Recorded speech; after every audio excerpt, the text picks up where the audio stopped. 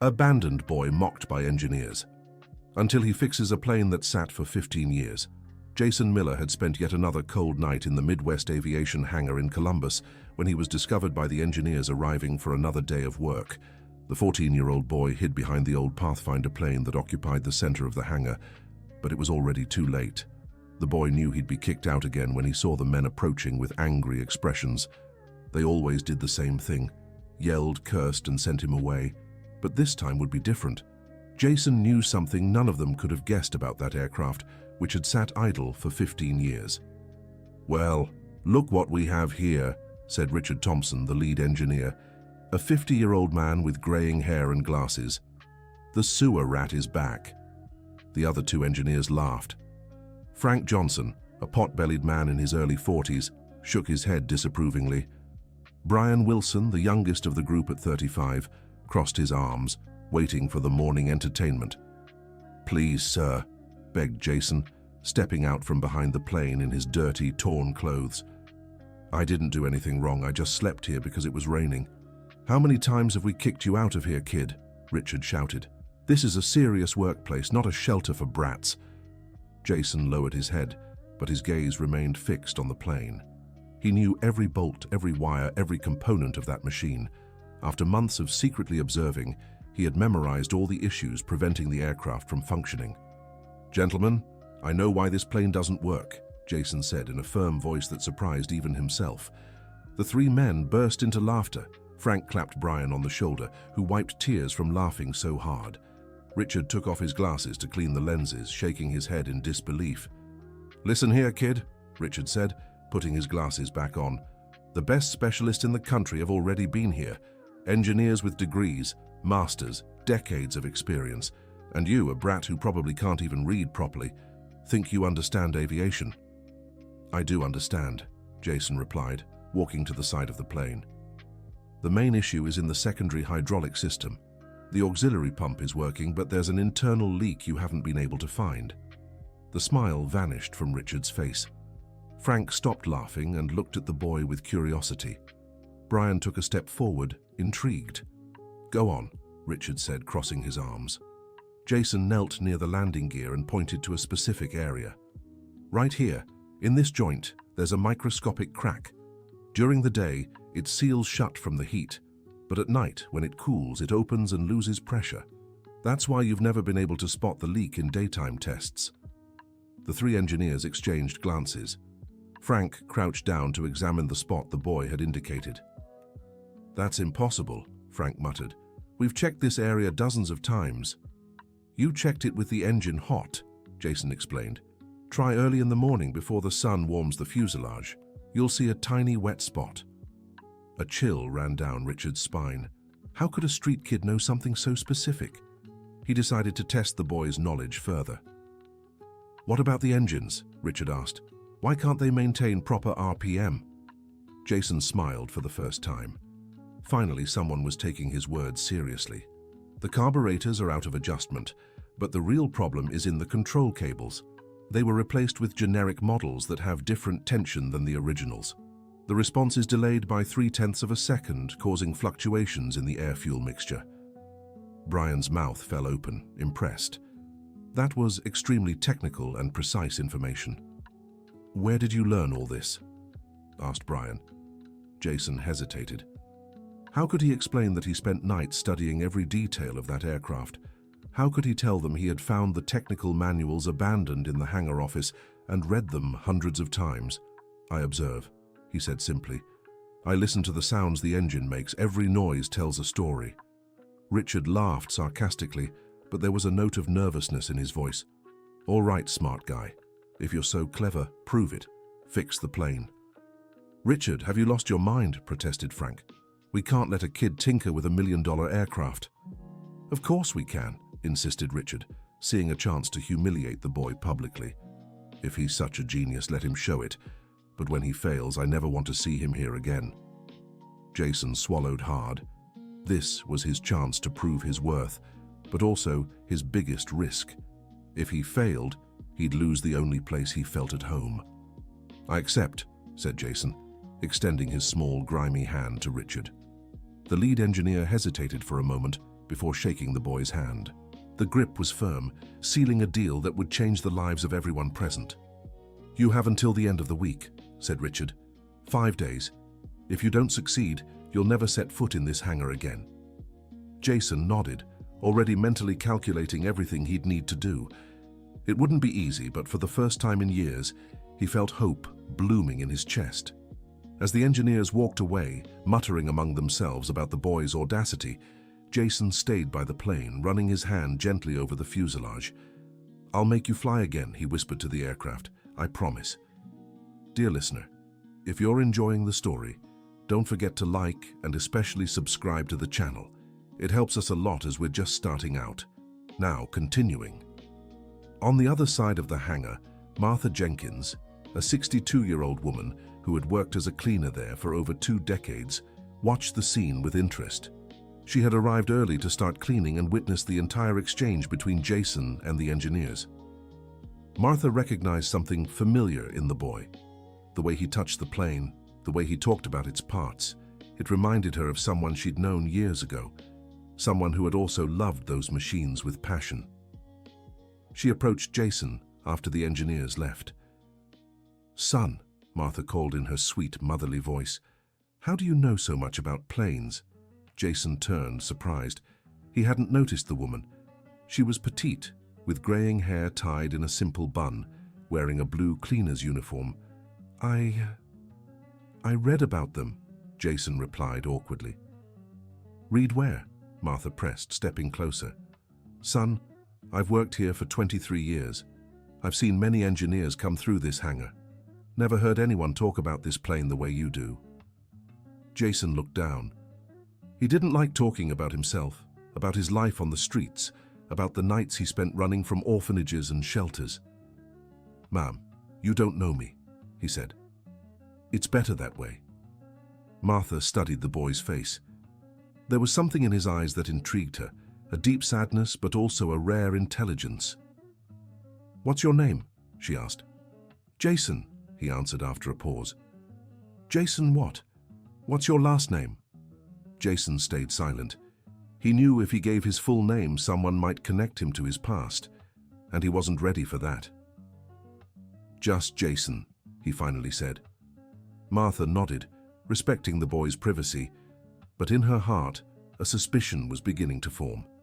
"Well, Jason, if you're going to work on this plane, you'll need tools," Martha said. "And food. When was the last time you ate a proper meal?" Jason's stomach growled at the mere thought of food. It had been 2 days since he'd eaten anything but scraps from the trash. "I'll manage," he said, trying to sound independent. "Nonsense," Martha retorted. "Come with me. I'll give you something to eat, and then we'll talk about those tools." Jason followed Martha to a small break room for employees. She opened a mini fridge and pulled out a container of homemade food. "Chili with sausage," Martha said, heating it in the microwave.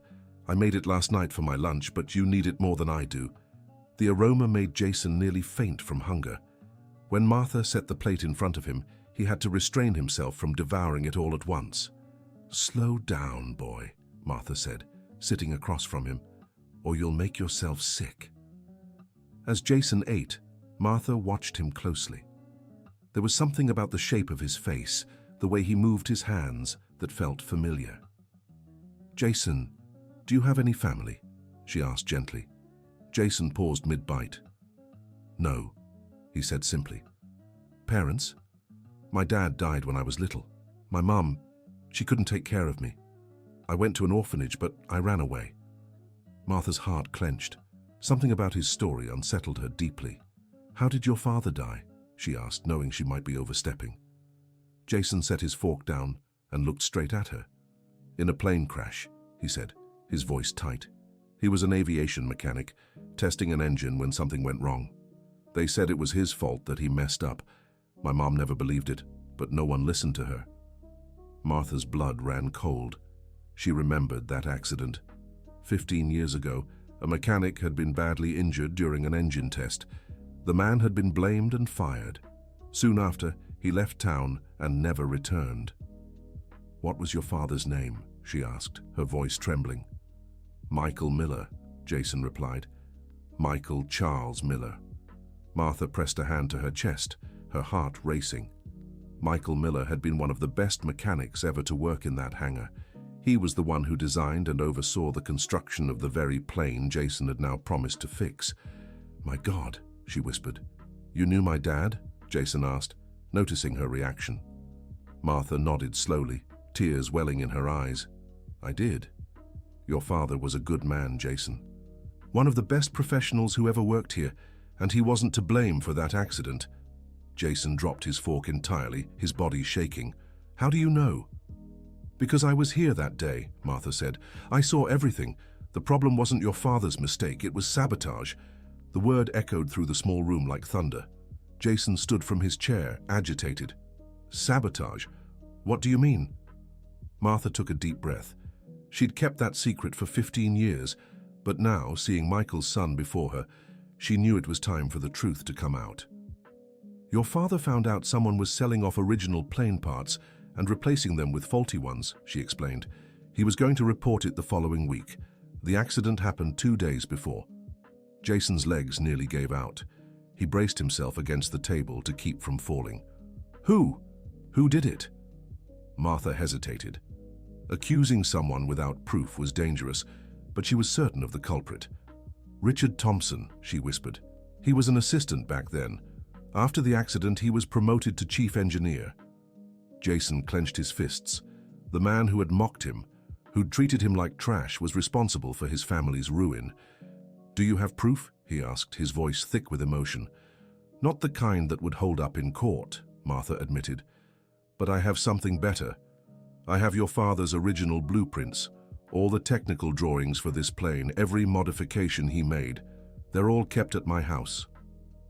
Jason looked toward the hangar, where the plane awaited him. "That's why the plane won't work," he murmured, understanding striking him like lightning. "Charles doesn't know how to fix it, because he wasn't the one who designed it. He only knows how to replace parts.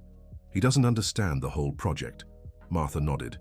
"Your father made unique modifications to this plane, improvements no standard manual teaches. Charles has spent 15 years trying to fix something he helped break himself." Jason felt a mix of anger and determination rising in his chest. Now he had more than just a simple bet to win. He had a family debt to settle. "Mrs. Martha," Jason said, his voice firm and resolute, "can you bring me those blueprints?" "I can. But Jason, you need to understand something. If you manage to fix this plane using your father's blueprints, Charles will know where the knowledge came from. That could be dangerous." Jason smiled for the first time in years, but it wasn't a joyful smile. It was the smile of someone who had finally found a purpose. "Then we'll just have to be smarter than him," Jason said. "I'll fix the plane, but in a way he'll never figure out how. And when I'm done, I'll have the answers my family deserves." Martha studied the boy's determined face. She saw in him the same fire that had driven his father years ago, the same passion for aviation, the same thirst for justice. "All right," she said finally. "I'll get the blueprints tonight.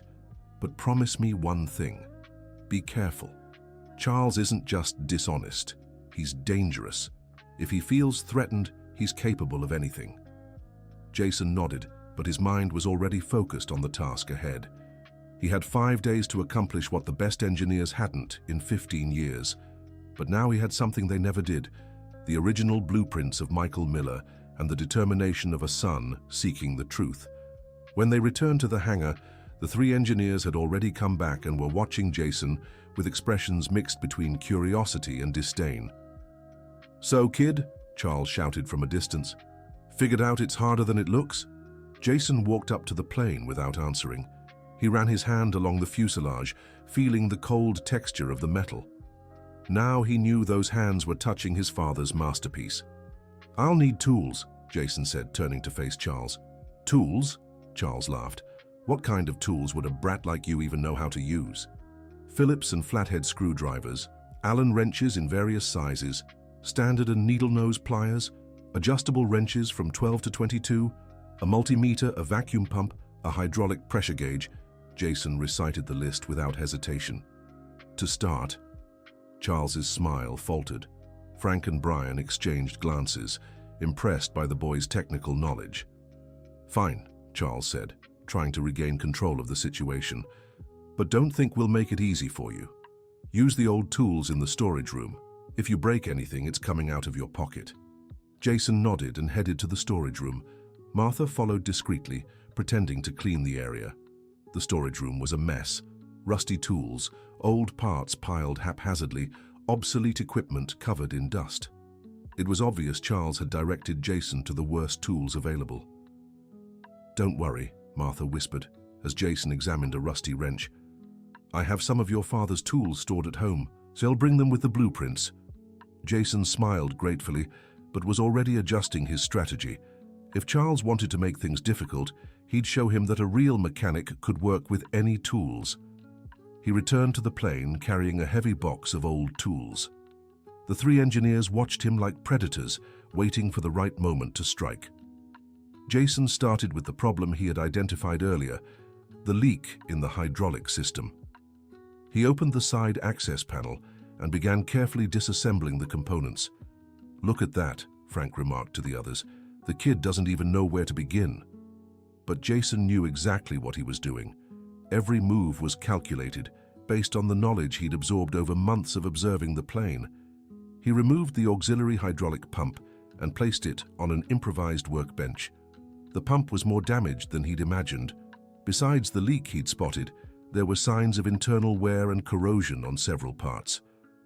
"Problem," Jason murmured to himself. "Giving up already?" Richard taunted, stepping closer. "I told you it wouldn't be easy." "I'm not giving up," Jason replied calmly. "Just adjusting the plan." He turned his attention back to the pump. Without replacement parts, he'd have to find a creative way to fix it. He remembered some techniques he'd read about in the old technical manuals abandoned in the office. Jason completely disassembled the pump, laying each piece on a clean cloth. He examined every component with microscopic attention, pinpointing exactly where the issues were. The main seal was dried out and cracked. The internal piston had scratches that allowed leaks. The pump body showed corrosion in two critical spots. For the seal, Jason had an idea. In the storage room, he'd found a seal ring from a different model, but with similar dimensions. Carefully, he cut and adjusted the ring to fit the hydraulic pump. For the piston, he used a fine grit sandpaper he'd found on the bench and spent hours polishing the surface until all the scratches were gone. It was meticulous work that required patience and precision. The corrosion on the pump body was the biggest challenge. Jason recalled seeing cold welds used in emergency repairs. In the storage room, he found an old tube of epoxy putty and decided to try it. As he worked, Martha stopped by periodically to check on him. The engineers also passed by from time to time, always with sarcastic remarks. "You're wasting your time, kid," Brian said during one of his visits. "That pump should be replaced, not patched up." "We don't always have new parts available," Jason replied without looking up from his work. "A good mechanic works with what he's got." Frank laughed. "Sewer rat philosophy," he said. "In real aviation, we don't accept half-baked fixes." Jason paused and looked straight at Frank. "My dad always said the difference between a good mechanic and a great one isn't having the best tools. It's knowing how to do the best job with whatever tools you have." The mention of his father made the three men exchange glances. There was something in the way Jason spoke that unsettled them, but they couldn't quite place it. "Was your dad a mechanic?" Richard asked, feigning disinterest. Jason hesitated. He didn't want to reveal his identity yet, but he didn't want to lie either.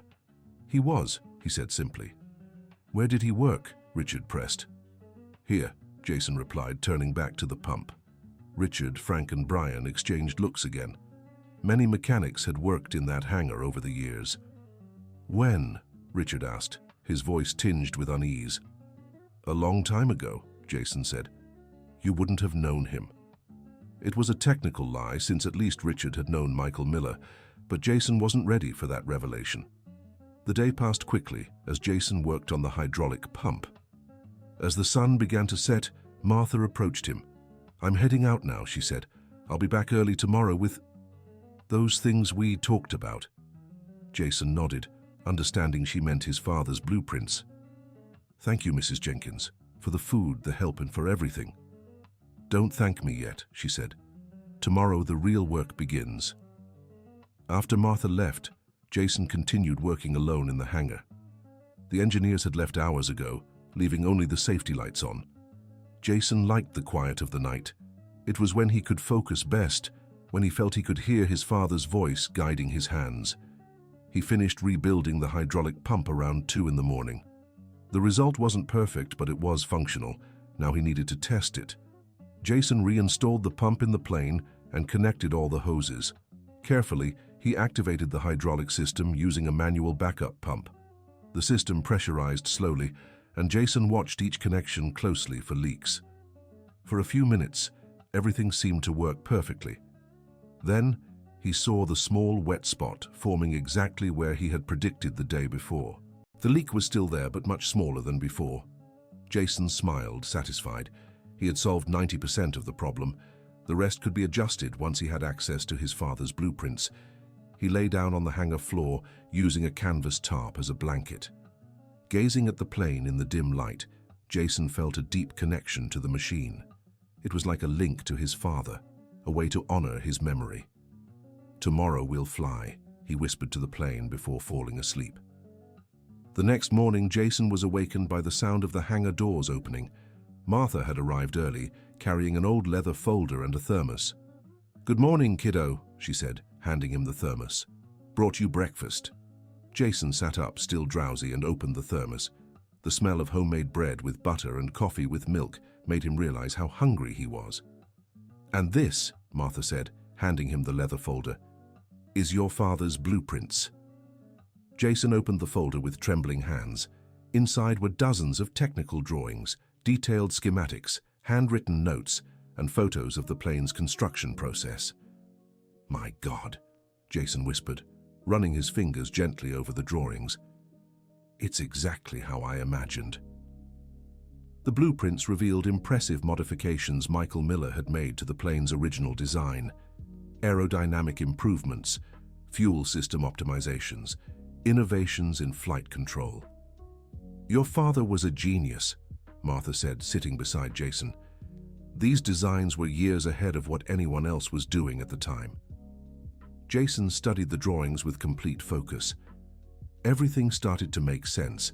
The plane wasn't working because Richard and his team had tried to fix it using standard specifications, ignoring the unique modifications Michael had implemented. "Now I understand," Jason said, pointing to a specific diagram. "The hydraulic system has a redundant circuit that isn't in the official manuals. That's why the leak I fixed yesterday didn't completely solve the problem." Martha watched Jason pore over the blueprints. It was amazing how the boy could absorb complex technical information so quickly. "Jason," she said gently, "are you really 14? Jason laughed. "Yeah, I am. Why?" "It's just, you understand this stuff better than trained engineers. My dad always said age doesn't matter when you're passionate about what you do," Jason replied, "and I've loved planes for as long as I can remember." The sound of approaching voices interrupted their conversation. Richard, Frank, and Brian were arriving for another day of work. "Hide the blueprints," Martha whispered urgently. Jason quickly tucked the drawings back into the folder and hid it behind a stack of old boxes. "So sleep well in your palace?" Richard teased as he saw Jason getting up from the floor. "Slept just fine, thanks," Jason replied politely. Richard inspected the work Jason had done on the hydraulic pump. His expression gradually shifted from sarcasm to surprise. "Frank, come take a look at this," called Richard. Frank approached and observed the reinstalled pump. "He actually fixed it," said Frank, impressed. "The installation is correct. All the connections are perfect." "But does it work?" asked Brian. Jason activated the hydraulic system. The pump started up smoothly, much quieter than before. The pressure quickly rose to normal levels. "Impossible," murmured Richard. "How did you manage it?"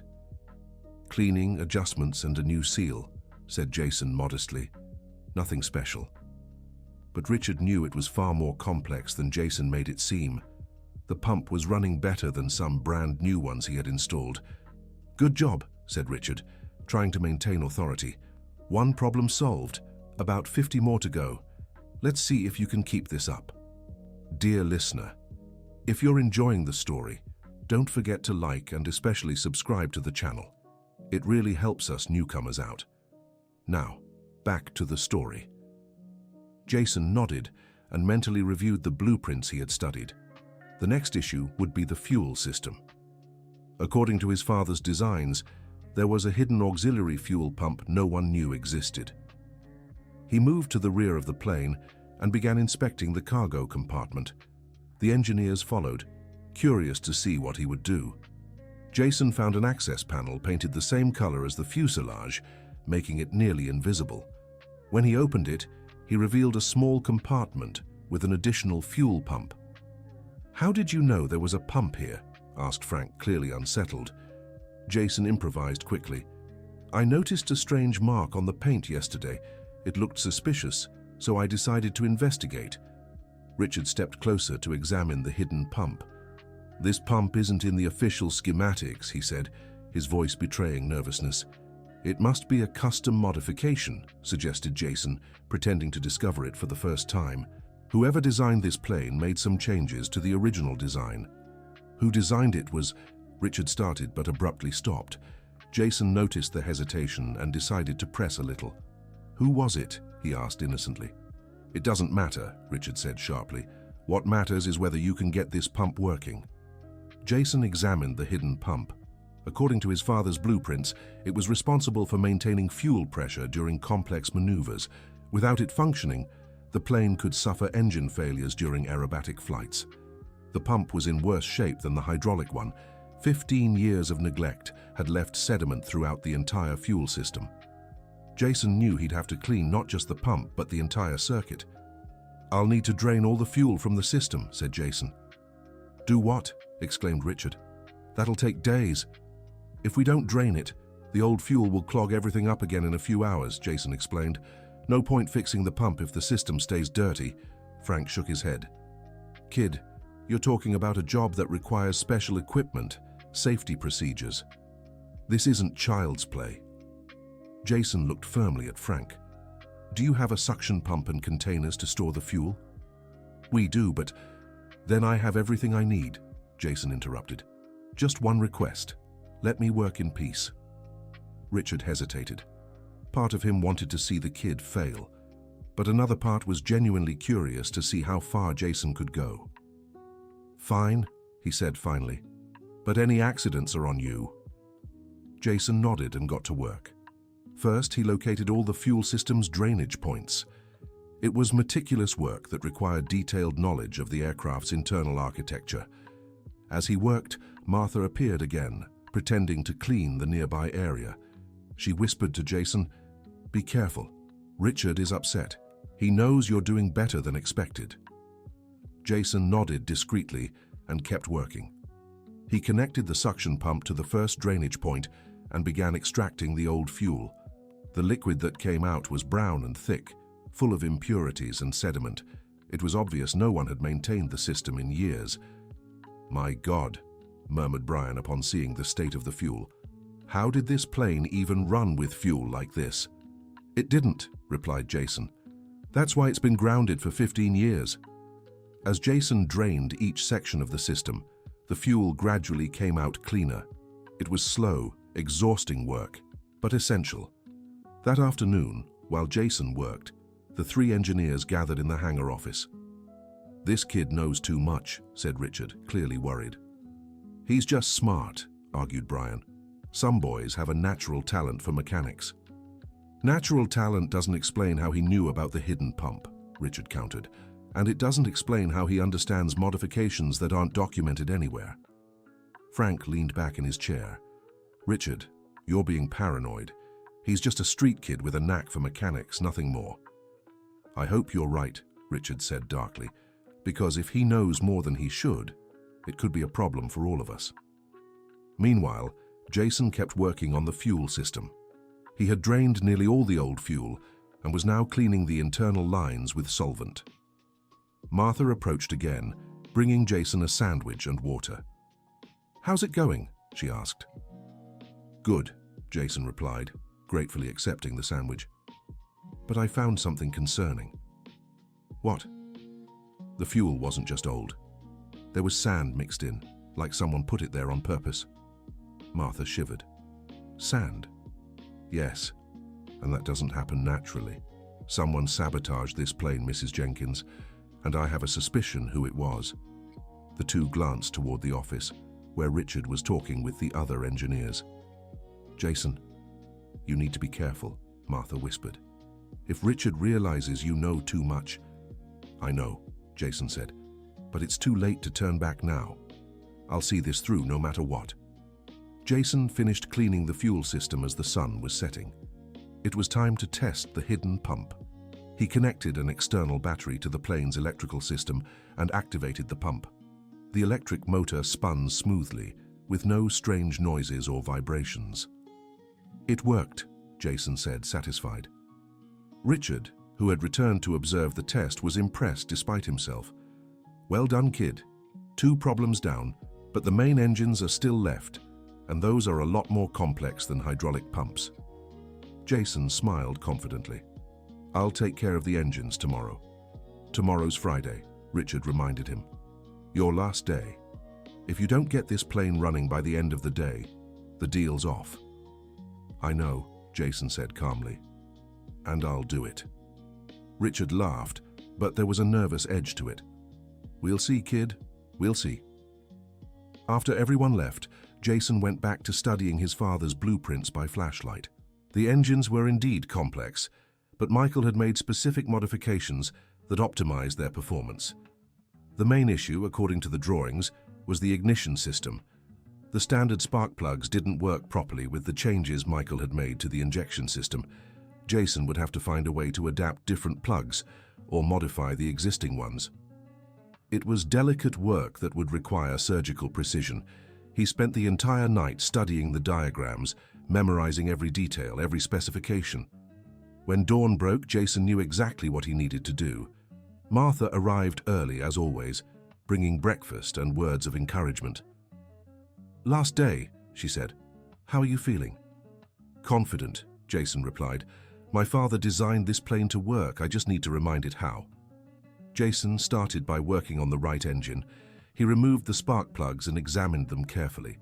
They were worn and carbonized, but the main issue was that they had the wrong specifications for the engine modifications. In the storage room, Jason found a set of different plugs from an older model. According to his father's designs, these plugs had characteristics better suited for the modified system. But there was a problem. The threading was different. Jason would have to adapt the new plugs to fit the engines. Using a file and a hand drill he found in the storage room, Jason began the meticulous work of modifying the plugs. It was a slow and risky process. One mistake could permanently damage the plugs. The engineers arrived and found Jason hard at work on the spark plugs. "What are you doing?" asked Frank. "Adapting spark plugs," Jason replied without stopping. "Adapting?" exclaimed Richard. "You're ruining perfectly good plugs." "These plugs aren't right for this engine," Jason explained patiently. "The specifications are wrong." "Wrong specifications?" Richard laughed. "These are standard plugs for this type of engine." Jason stopped working and looked directly at Richard. "This isn't a standard engine. Whoever designed it made unique modifications. Standard plugs won't work properly." Richard felt his blood run cold. How could this kid know about the engine's specific modifications? "How do you know that?" Richard asked, his voice laced with suspicion. Jason improvised quickly. "I analyzed the injection system yesterday. The fuel pressure and air-fuel mixture are different from standard. The old plugs won't generate enough spark." It was a technically correct explanation, but Richard wasn't convinced. "Frank, Brian," Richard said, "come with me to the office, now." The 3 men walked away, leaving Jason alone to continue his work. In the office, Richard closed the door and turned to the other 2. "That kid knows too much," he said. "No one learns that much about a specific plane just by observing." "Richard, you're overreacting," said Brian. "The boy's just smart, that's all." "Smart?" Richard snapped. "He knows about modifications that aren't even documented in the manuals. He knows about hidden pumps, altered engine specs." "How?" Frank scratched his head, thoughtful. "Maybe he found an old manual somewhere, or talked to someone who worked on this plane before." "Who?" Richard pressed. "All the old mechanics have left the company. No one's left who knew the original specs." "I'm left," said a voice from the door. The three men turned and saw Martha standing in the office doorway, a firm expression on her face. "Martha," Richard said, surprised. "What do you mean?" "I've worked here for 23 years, Richard. I watched this plane being built piece by piece. I know every modification, every improvement that was made." Richard felt a knot in his stomach. "And you passed that information to the boy?" "I did," Martha said defiantly, "because, unlike you, I want to see this plane fly again." "Martha, you don't have authorization to—" "For what?" Martha interrupted. "To help a talented kid? To see a brilliant project finally succeed?" Frank rose from his chair. "Brilliant? Martha, this plane is a commercial failure. It never worked right, never sold—" "It never worked right because of sabotage," said Martha, looking straight at Charles. The silence that followed was tense and heavy. Charles felt the ground slip from under his feet. "Sabotage?" repeated Charles in a shaky voice. "What are you talking about?" "You know exactly what I'm talking about," said Martha. "Parts replaced, contaminated fuel, altered documentation, all to make it seem like the project was flawed." Brian looked confusedly from Martha to Charles. "Martha, are you accusing Charles of sabotage? That's very serious." "It is serious," Martha agreed, "especially when the sabotage caused an accident that destroyed an entire family's life." Charles turned pale. "I don't know what you're talking about." "Yes, you do," Martha insisted. "Michael Miller, remember him? The mechanic who was blamed for the accident 15 years ago." Hearing his father's name, Jason stopped working on the spark plugs and quietly moved closer to the office. He couldn't be seen, but he could hear the conversation. "Michael Miller made a mistake," Charles said defensively. "The accident was investigated." "By you," Martha interrupted. "You led the investigation. You presented the evidence. Very convenient, don't you think?" Frank stood up, clearly uncomfortable with the direction of the conversation. "Martha, these are very serious accusations. If you have evidence of wrongdoing, you should have reported it 15 years ago." "Who would believe a janitor over an engineer's word?" Martha said bitterly. "But now I have the chance to bring the truth to light." Charles tried to regain control of the situation. "Enough! Martha, you're fired. Leave immediately, or I'll call security." "You can't fire me," Martha said calmly. "You're not my boss, and even if you were, I wouldn't stay silent." "Frank, Brian," Charles said, turning to the others. "You're witnesses. This woman is making slanderous accusations against me." But Frank and Brian were visibly shaken. The conversation had revealed aspects of the past they hadn't known. "Charles," Brian said slowly, "the Michael Miller case. You never told us the details. What really happened?" Charles hesitated. He could keep lying, but he knew Martha had information that could expose him. "It was an accident," Charles finally said. "Michael was testing the engine when there was an explosion. He was badly injured. The investigation showed he'd used improper procedures." "What procedures?" Frank pressed. He modified the ignition system without authorization, used unapproved specs. The engine couldn't handle the changes." Jason, listening outside, felt anger boiling in his veins. Charles was blatantly lying about his father. "Lies," Martha said firmly. "Michael followed the exact procedures he himself had developed. The same procedures that are working now with that young man." "How can you be sure?" Brian asked. "Because I saw the original blueprints," Martha said. "All the drawings, all the specs. Michael didn't make any mistake. The accident was caused by deliberate sabotage." Charles began to sweat. "That's absurd. Why would anyone sabotage—" "Money," Martha said simply. "Michael had discovered someone was selling original parts and replacing them with faulty ones. He was going to report it the week after the accident."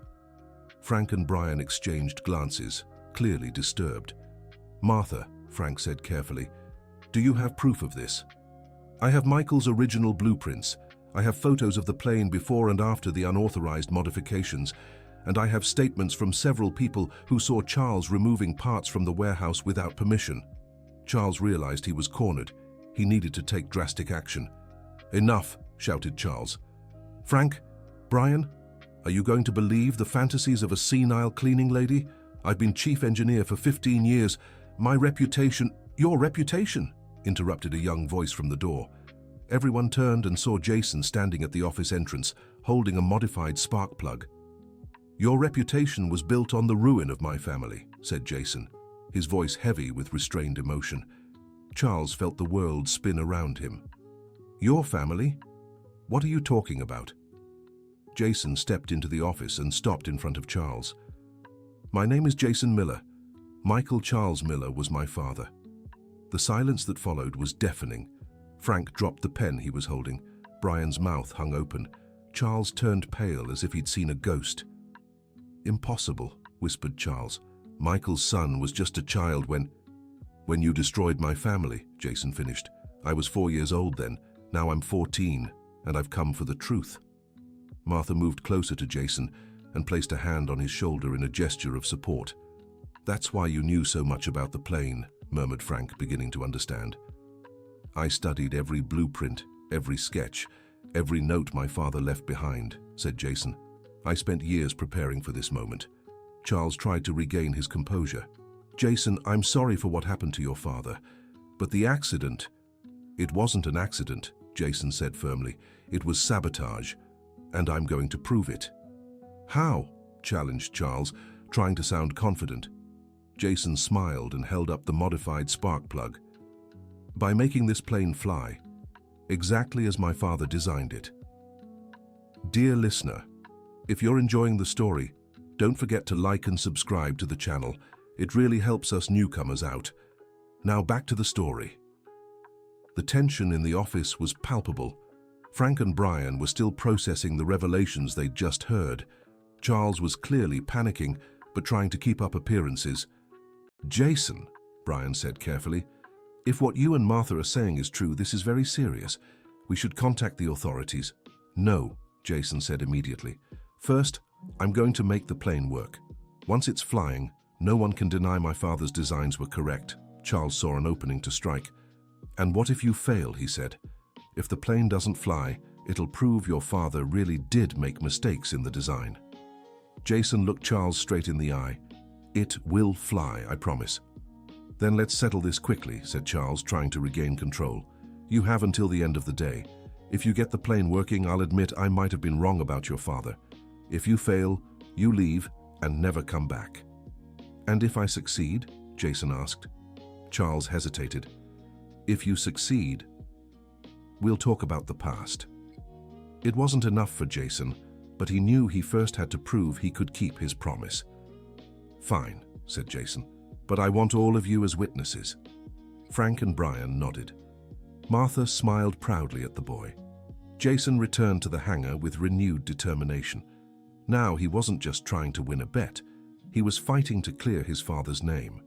He worked on the spark plugs with surgical precision, adapting each one to the unique specifications of the modified engines. It was work that demanded not just technical skill, but a deep understanding of the original design. As he worked, Jason felt as if his father's hands were guiding his own. Every adjustment, every modification was made with the precision Michael Miller had taught through his detailed blueprints. The three engineers watched from a distance, each wrestling with their own emotions. Frank and Brian were genuinely curious to see if Jason could pull it off. Richard was terrified by the possibility of the boys' success. Jason finished the modifications on the spark plugs and began reinstalling them in the engines. It was crucial that each plug be placed in the exact position with the correct torque, following the specific sequence his father had determined. Now comes the hardest part, Jason said to Martha, who had stayed by his side throughout the entire process. What? She asked. The engines need to be synchronized. It's not enough for each one to work individually. They have to operate in perfect harmony. Jason opened another access panel, revealing a complex set of cables and instruments. It was the synchronization system Michael had designed to optimize the performance of the twin engines. My father called this the twin heart, Jason explained. The engines have to beat in the same rhythm like two hearts in one chest. He began adjusting the synchronization cables, meticulously following the specifications in the blueprints. It was painstaking work. Every tweak affected the overall balance of the system. As Jason worked, Richard quietly approached Frank and Brian. "Do you really believe this crazy story?" Richard whispered. "A 14-year-old boy fixing what trained engineers couldn't in 15 years?" "I don't know what to believe," Frank admitted, "but the kid clearly knows what he's doing." "And what about Martha's accusations?" Brian asked. "About sabotage, replaced parts?" Richard broke into a cold sweat. "The fantasies of a bitter woman. Martha's always had it out for me." "Why?" Brian pressed. Richard couldn't answer. Any excuse he gave would only raise more suspicion. Meanwhile, Jason had finished synchronizing the engines and was checking all the systems one last time. Hydraulics functioning, clean fuel, ignition adjusted, perfect synchronization. "It's time," Jason said, taking a deep breath. Martha, Frank, and Brian stepped closer. Richard hung back, pretending disinterest, but actually afraid of the outcome. Jason climbed into the pilot's seat and took the controls. For a moment, he felt too small for the responsibility, but then he remembered his father's words. "Size doesn't matter when you have knowledge and determination." "External battery connected," Jason said, checking the instruments. "Auxiliary systems running. First start on the right engine." He engaged the ignition. The engine coughed a few times, then began spinning faster. For a few tense seconds, it seemed like it wouldn't catch. Then, with a smooth and steady roar, the right engine came to life. Frank let out a joyful shout. Brian clapped. Martha's eyes filled with tears. Richard turned pale. "Left engine now," Jason announced, trying to contain his own excitement. The second engine followed the same pattern. Initial sputters, gradual acceleration, and finally the harmonious roar of a perfectly tuned engine. "Both engines running," Brian exclaimed. "It's unbelievable." Jason checked the instruments. Normal temperature, proper oil pressure, steady RPM, everything exactly as his father's blueprints had predicted. "Now for the final test," Jason said. He gradually increased the engine power, carefully watching their response. The synchronization was flawless. The two engines worked as one. "My God," Frank whispered. "In 15 years, we've never gotten the engines to run this smoothly." Jason reduced the power and shut them down. The silence that followed was broken only by the sound of the cooling systems. "Done," Jason said, stepping out of the cockpit. "The plane is working." Charles approached slowly, his expression a mix of disbelief and panic. This proves nothing," said Charles with a shaky voice. "Anyone can get an engine running for a few minutes. The real test would be an actual flight." Jason smiled. "You're right. Let's fly." "What?" everyone exclaimed at once. "You heard me right," Jason said calmly. "This plane was designed to fly. We'll do a test flight." "Jason, this is crazy," said Frank. "You don't even have a pilot's license." "I won't be flying alone," Jason replied. "I'll need an experienced pilot to join me. Someone who knows enough about aviation to confirm the plane is working perfectly." Brian stepped forward. "I have a commercial pilot's license," he said. "I can do the test flight." Charles tried to intervene. "Brian, this is too risky. The plane's been sitting for 15 years. "Exactly why it needs proper testing," Brian countered. "If the kid's right about the design, let's prove it once and for all." Jason looked at Brian gratefully. "Thank you. But before the flight, I want to show you all something." Jason went to where he had hidden his father's blueprints and brought them into the hangar. "These are the original blueprints for the modified Pathfinder," he said, spreading the drawings on a workbench. "Every modification, every improvement my father made is documented here." Frank and Brian leaned over the blueprints, impressed by the level of detail. "This is incredible," Frank murmured. "These improvements are years ahead of what we were doing back then." "And look at this," Jason said, pointing to a specific drawing. "My father designed a redundant safety system to prevent exactly the kind of accident that happened to him." Charles stepped forward nervously. "What system?" Jason pointed to a series of sensors and circuits in the drawings. "Pressure anomaly detectors, temperature sensors, an automatic fuel cutoff. If it had been installed, the accident never would have happened." "Why wasn't it installed?" Brian asked. Jason looked straight at Charles. "Because someone removed the parts from storage before final installation." someone who had access to the materials and knew the plans. Charles began to sweat visibly. Jason, you're making very serious accusations without proof. I have proof, Jason said calmly. He picked up a different folder Martha had brought. Mrs. Jenkins kept not just the blueprints, but also photos of the construction process, including pictures of the parts that were removed. Jason opened the folder and spread old photographs on the workbench. The images clearly showed the safety system parts being installed, and later photos showed the same spots empty. These photos were taken a week apart, Jason explained. In the first, the safety system is installed. In the second, the parts are gone. Frank examined the photos carefully. Jason, this proves the parts were removed, but not who took them. True, Jason agreed, but I have more evidence. He pulled another document from the folder. This is the inventory report from the week of the accident. It shows exactly which parts were taken from storage and by whom. Charles tried to grab the document, but Jason held it out of reach. According to this report, the safety system parts were taken by, Jason paused dramatically, Richard Thompson the day before the accident. The silence that followed was deafening. Frank and Brian stared at Charles with expressions of shock and horror. Charles, Frank said, his voice trembling, is this true? Charles was pale and shaking. I can explain. Then explain, Brian said coldly. Charles took a deep breath, realizing there was no way out. The parts. I needed the parts for another project. It was temporary. I was going to replace them the next day. What other project? Insisted Jason. A private plane for an important client. He paid very well for original parts. The partial confession was like a dam breaking. Frank and Brian looked at Richard with disgust. You were selling company parts? Asked Frank, incredulous. It was just a few parts, protested Richard. Nothing that would be missed. It was missed, Jason said firmly. It was missed by my father.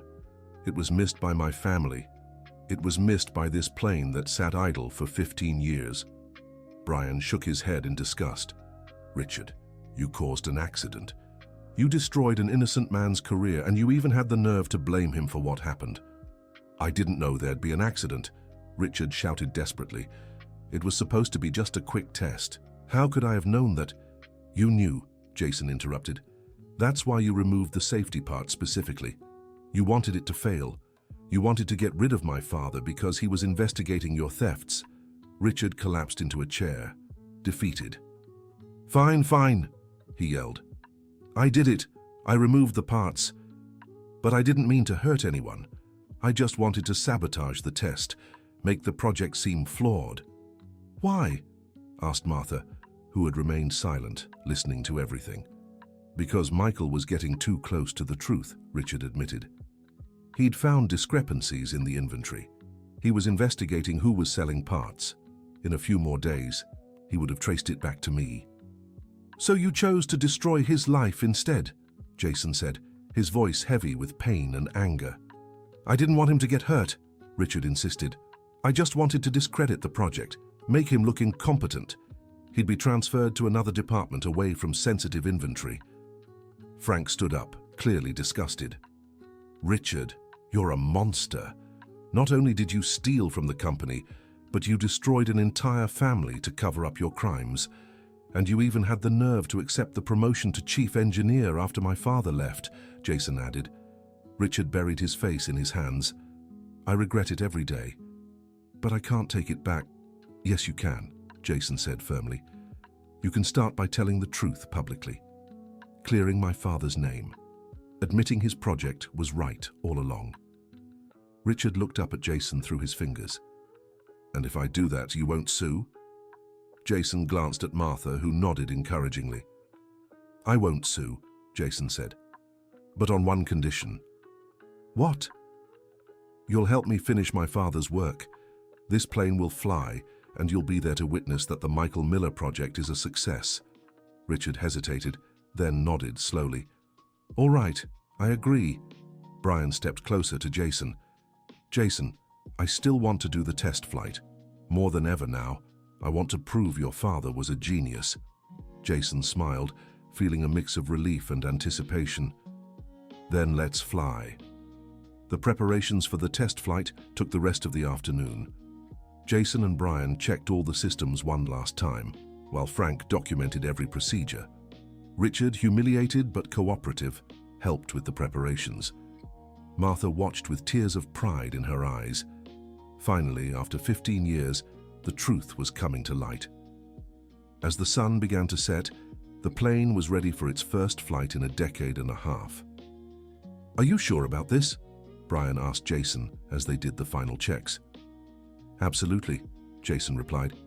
"This plane was made to fly. My father wouldn't create anything less than perfect." Brian smiled and held out his hand. "Then let's honor your father's memory."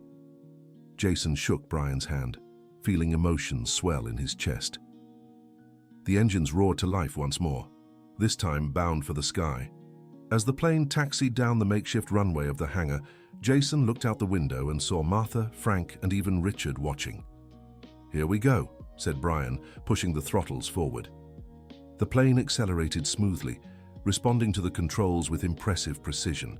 In a matter of seconds, it was airborne, climbing gracefully against the orange hues of the evening sky. "Unbelievable," Brian murmured, testing the controls. "I've never flown a plane this responsive. Your father really knew what he was doing." Jason watched the instruments, seeing all systems working in perfect harmony. It was exactly as his father had dreamed. They flew for 20 minutes, testing every capability of the plane. Tight turns, steep climbs, varying speeds, everything worked flawlessly. When they landed, a small crowd had gathered in the hangar. Other employees of the company, drawn by the sound of the plane in flight, had come to witness the historic event. Jason stepped out of the plane with tears in his eyes. He had done it. His father's dream was realized. Richard approached, his head bowed. "Jason, I don't have the words to apologize for what I did to your family." Jason looked at the man who had caused so much pain, but surprisingly, he felt no anger, only sadness for all the lost time. "Thank you for admitting the truth," Jason said. "That's all I wanted." Martha hugged Jason, proud as a grandmother. "Your father would be so proud of you," she whispered. Frank stepped forward with a paper in hand. "Jason, I just spoke with the company's board. They want to offer you a full scholarship in aeronautical engineering, and when you graduate, there's a guaranteed position here." Jason smiled, but his answer surprised everyone.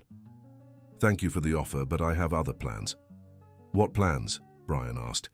Jason looked at the plane, then at the people around him. "I'm going to finish what my father started. I'll complete all the projects he left unfinished. And I'll make sure the name Michael Miller is remembered as one of the greatest innovators in American aviation. But you'll need support, resources," Frank said. "He'll have it," came a voice behind them. Everyone turned to see an elderly man approaching. It was Robert Anderson, the company's founder, who had come out of retirement to witness the historic flight. "Mr. Anderson!" Frank and Brian exclaimed in unison. The old businessman walked up to Jason and extended his hand. "Young Miller, I just witnessed something I haven't seen in many years, a true engineering marvel. Your father was one of the most talented men to ever pass through this company."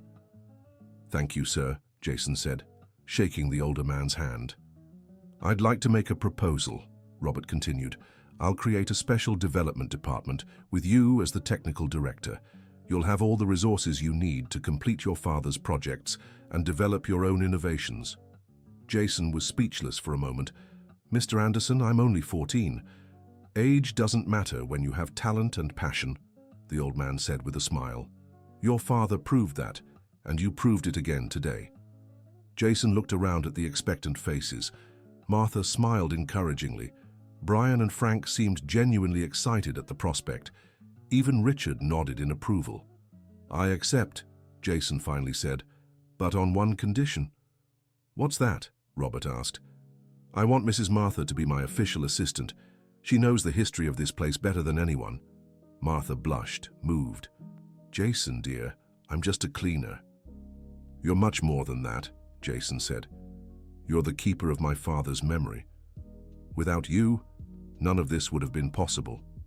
Robert smiled. "Done." "Martha Jenkins, Jenkins? Asked Martha, confused. If you're going to work with Jason, you deserve the family name, explained Robert Anderson. From today on, you two are the Miller family of American aviation.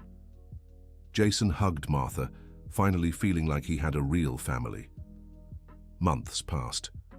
Jason divided his time between regular studies and the development of new aviation projects. The plane he had repaired became the model for a new line of high-performance aircraft. Charles kept his promise to publicly clarify the facts about Michael Miller's accident. He was fired from the company, but managed to get a job at a smaller firm where he tried to rebuild his career without the dishonest practices of the past. Frank and Brian became Jason's mentors and friends, helping him navigate the adult world of commercial aviation. Martha, now officially Martha Jenkins, became not just Jason's assistant, but also a kind of adoptive mother. She moved to a larger house, where Jason had his own room and a lab to work on his projects. 2 years later, when Jason turned 16, the first aircraft based entirely on his designs made its maiden flight. It was a natural evolution of his father's work, but with innovations even Michael hadn't imagined. During the launch ceremony, Jason was called to the stage to speak. He looked at the crowd filled with engineers, pilots, journalists, and officials. "This plane," Jason said, his voice clear and firm, "isn't just my achievement. It's the result of everyone who believed an interrupted dream could be revived. It's proof that the truth always finds a way to come out." He paused, searching for Martha in the crowd. "But most of all, this plane is for my father, Michael Charles Miller. A man who never got to see his dreams realized, but left a legacy that continues to inspire new generations." The crowd erupted in applause. Jason saw tears in Martha's eyes, proud smiles on Frank and Brian's faces, and even Charles, watching from afar, seemed genuinely moved. When the new plane took off for its first commercial flight, Jason was in the cockpit, not as the pilot but as the chief engineer overseeing every system he had designed. As he watched the ground disappear through the window, Jason whispered a silent promise. "We did it, Dad. You can rest in peace now." 10 years had passed since that memorable day in the hangar. Jason, now 24, had become one of the most respected aviation engineers in the country. His company, Miller Aviation, produced some of the most advanced planes in the world. But Jason never forgot his roots. He created a scholarship program for underprivileged youth interested in aviation, giving others the same opportunity he had received. Martha, now 72, still worked alongside Jason, though more as an advisor than an active assistant. She had become a motherly figure not just to Jason, but to all the young engineers who passed through the company. One Friday afternoon, Jason was in his office reviewing blueprints when Martha walked in with a cup of coffee and a mysterious smile. "Jason, there's someone here to see you," she said. "Who?" Jason asked, not looking up from the drawings. "A boy about 14 years old. Says he slept in the hangar and knows how to fix planes." Jason looked up, surprised. "Really? Really? And you know what else? He has the same look in his eyes you had back then, the same fire, the same determination." Jason smiled and stood up. "Where is he?" "In the hangar, of course, examining the prototype of the new model."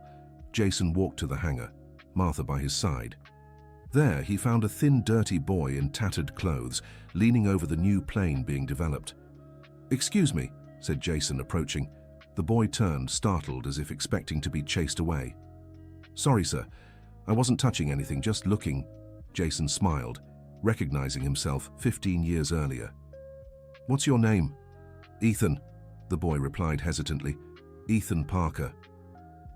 "And do you know about planes, Ethan?" The boy lowered his eyes. "A little. My grandfather was a mechanic. He taught me some things before he passed."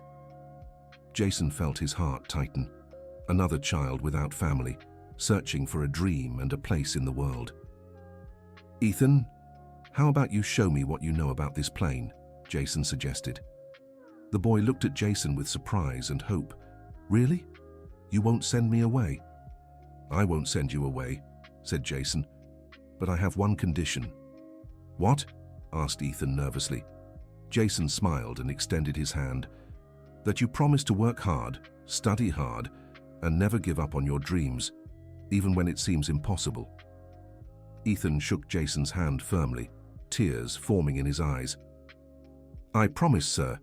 Jason turned to Martha, who watched the scene with an emotional smile. Mrs. Jenkins, it seems we have another member of the Miller family. Martha nodded, already knowing another boy's life was about to change forever. As they walked back to the office together, the three of them, Jason reflected on life's mysterious paths. He had started as an abandoned boy searching for the truth about his father. Now he was a successful man with the chance to change other children's lives. The circle was closing, but in a beautiful and positive way. The pain of the past had turned into hope for the future. That night, Jason had dinner at home with Martha and Ethan, who gained not just a job and a place to live, but a real family. During the meal, Ethan asked dozens of questions about aviation, and Jason answered each with patience and enthusiasm. Jason, Ethan said before bed, do you think I could ever design planes like you one day? Jason tucked the blanket around the boy. Ethan, if there's one thing I've learned in life, it's that it doesn't matter where you come from or how many obstacles you face. If you have passion, determination, and people who believe in you, you can achieve any dream. Like you did? Asked Ethan sleepily. Jason smiled, remembering that distant day when it all began. One day, I'll tell you the whole story, but for now, just know it all started when an abandoned boy refused to stop believing in his father. Ethan fell asleep with a smile, dreaming of planes and endless possibilities. Jason left the room and found Martha in the kitchen, washing the dinner dishes. Thank you, he said simply. For what? Asked Martha. For everything. For believing in me when no one else did. For keeping my father's designs safe. For giving me a family when I needed it most. Martha dried her hands and hugged Jason. You don't have to thank me, my son.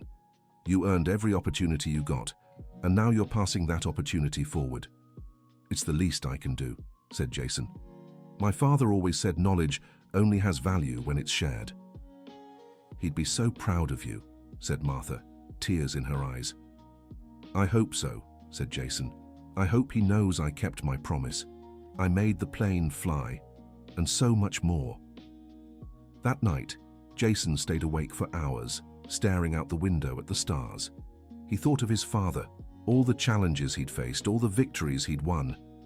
But mostly he thought of the future, of Ethan and the other young people he would help, of all the planes he would still design. In all the lives he could still touch. The abandoned boy who had been mocked by engineers had become a man who changed lives, and it had all started with the simple refusal to give up on a dream. When he finally fell asleep, Jason dreamed of airplanes soaring high in the blue sky, piloted by young people who had once also been deemed impossible, but who never stopped believing in themselves. The story of Jason Miller had become legend in American aviation, but for him, it was only the beginning of an even greater journey, inspiring others never to give up on their dreams, no matter how impossible they might seem. End of story. And what did you think of this tale of perseverance and determination?